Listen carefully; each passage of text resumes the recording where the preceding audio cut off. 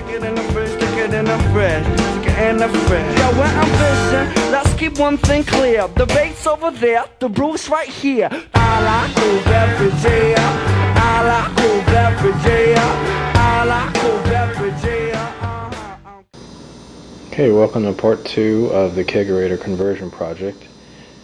And we're beginning where we left off. The 4 faucets are now inserted into the collar that's attached to the lid.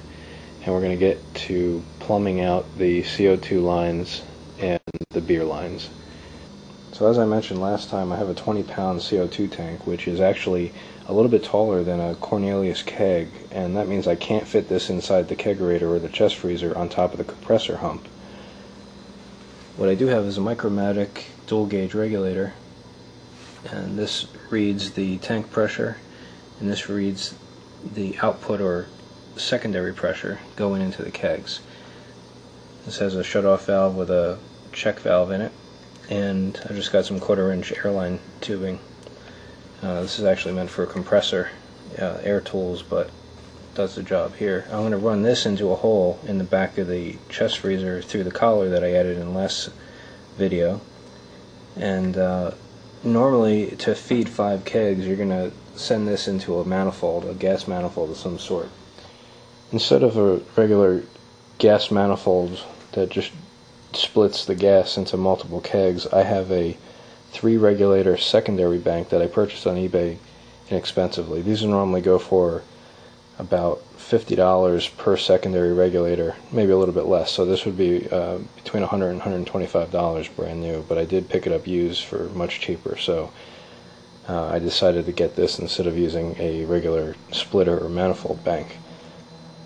Now this isn't meant to attach to a CO2 bottle directly, it's only for secondary pressures. So on the input side here it wants, 20 or 30 psi, and then you can dial in separate pressures on all 3 of these regulators, which have their own gauges, of course, so you can tell what the pressure is, and then they all have their own shutoffs and tubing nipples here.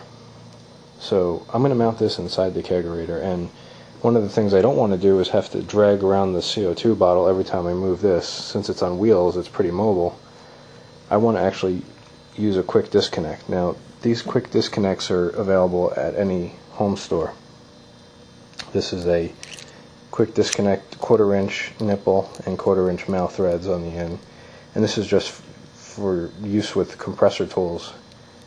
And pretty inexpensive. This is about $4 for this one. Maybe a little less. And then here's the nipple part.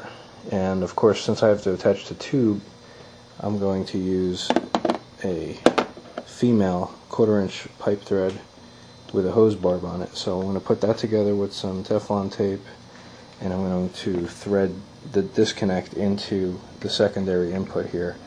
And when this gets disconnected, this closes the valve in here, so it'll leave the secondary system completely pressurized after it's disconnected, which is a nice feature. And don't forget the Teflon tape on any of these threaded fittings. This is going to prevent leaks, and this is the direction you actually wind it in. If you're looking at the top of the fitting, the nipple itself, you're actually wrapping it around clockwise. You want to put about 2 or 3 revolutions on that and pull it tight and snap it. That's what it looks like when you wrap it around a few times and pull it tight to snap it.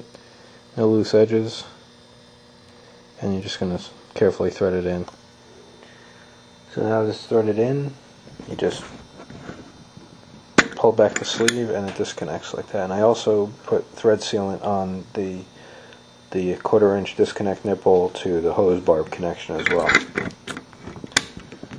And it's a nice gas tight seal there, and it still allows me to disconnect the tubing when I need to. It was pretty difficult deciding where I wanted to mount this secondary bank because most of the chest freezer space is going to be taken up with kegs. The one place I wanted to attach it was somewhere on the lid like this, but that was going to add a substantial amount of weight to the lid, and I'm already borderline with all the faucet weight on there as far as the springs holding up the lid. Not only that, it's really nothing in the lid to attach to except for foam, and this is pretty heavy. So I actually found that directly over the compressor hump, I can install it right here and still get the kegs in when I need to. So I know that there are no coils at the very top, so I marked where the holes are on these mounting flanges, and drilled some starter holes, and I'm going to use some sheet metal screws to hold that in. So you can see where that mounts. The gauges do stick up a little bit, but I made sure before I mounted it that it clears with no problem. It's about an inch above there before the lid comes down. So you can see it's pretty neat how the output lines all go down over the compressor hump, and it should still leave me a little bit of room there. I'm probably to the point where if I put the CO2 bottle inside, I'm going to be limited to a 5-pound, which is not that bad, so it'll dispense plenty of kegs. Okay, the hose is going through the back of the collar through a 3/4 inch hole, which I also use the Forstner bit for, and I have a little grommet here to keep it from chafing. And on the inside, it comes through the collar, runs down the side here, and then connects with the quick disconnect. The next thing I did was run my 3/16 beverage tubing to the faucet nipples. Ran them through those straps that I put in the lid earlier, and finally terminated them on the black for beer disconnects. So I attached my 3/16 clear beverage tubing to the nipples on the backs of the faucet shanks. I have them running through the straps in the lid that I attached earlier, and I terminated them on the black topped disconnects, and the black represents beer. I use a couple different types, just what I happen to have on hand. They're all the black ones, and these hoses are 5.5 feet, just a little under 6 actually, and you need that kind of length just to make sure you have a balanced pour. So if I go with a beer that's carbonated in the 12-13 psi range, I should be able to serve it through this line. It should provide enough resistance so that it doesn't foam when it comes out of the faucet. Now I only have 3 outputs on this regulator secondary bank. The cheap way out, at least for now, is to put some T's on the hoses coming out. So I got these chrome plated brass or nickel plated brass T's, and you connect a short piece of hose to the bottom here on the nipple on the output of the secondary regulators.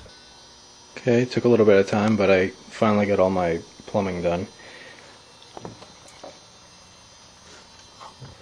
So I pressurized the all 5 of the kegs, but I'm mostly interested in the one that has the one-step sanitizer in it, and I'm just gonna one by one. I'm going to take my beer line with the disconnects. Notice I labeled them all. B1 means it's the first faucet, beverage 1. So close this temporarily. Get a container.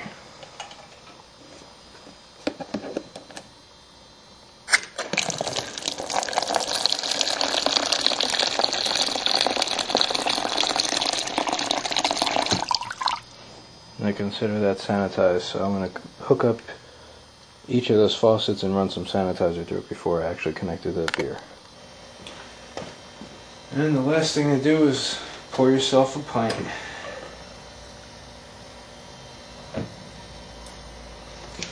Well, thanks for watching both parts of my Kegerator conversion project, and I hope to produce a few more videos for you in the future.